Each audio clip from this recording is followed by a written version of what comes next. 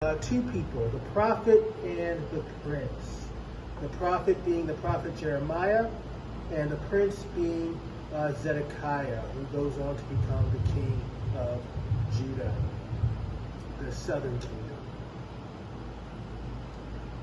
And so in our tradition, in the Restoration, we have two testaments, two books, the Bible and the Book of Mormon. And most of our information about Zedekiah and Jeremiah is found in the Bible.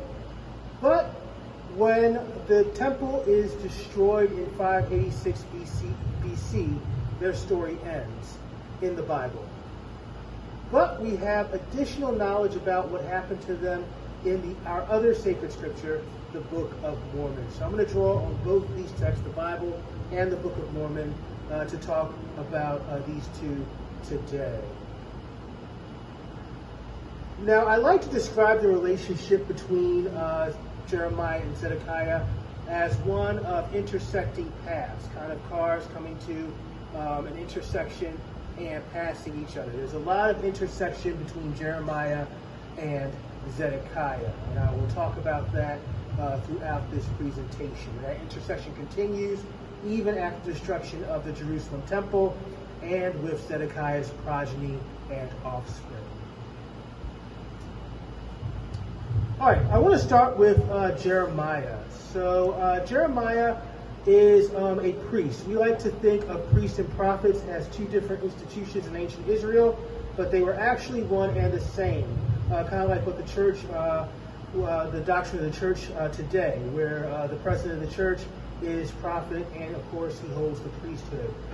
So very similar in the ancient world. So Jeremiah is both a priest and a prophet. He's the son of a man named Hilkiah. Now Hilkiah is significant because right before Jeremiah's birth, he makes a really important discovery at the basement of the temple in Jerusalem. He finds what is known as the book of the law of the Lord, which is almost certainly, according to biblical scholars, this is the book of Deuteronomy. So it had been written by Moses.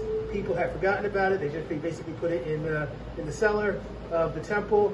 Hilkiah finds it, and this brings about a bunch of what we refer to in biblical studies as Deuteronomic Reforms. So emphasis on one God, Shema Yisrael, Adonai Eloheinu, Adonai Echad, Hear, O Israel, the Lord our God, the Lord is one.